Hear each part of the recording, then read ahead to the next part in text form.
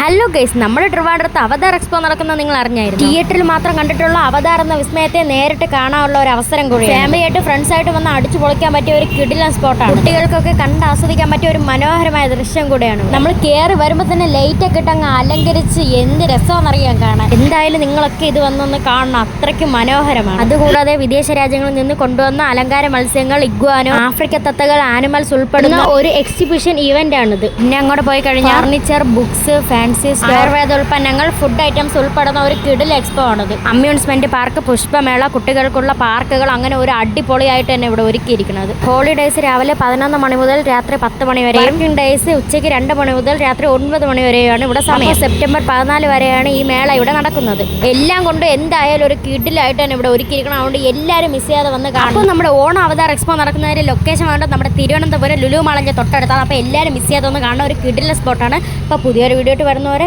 Bye bye.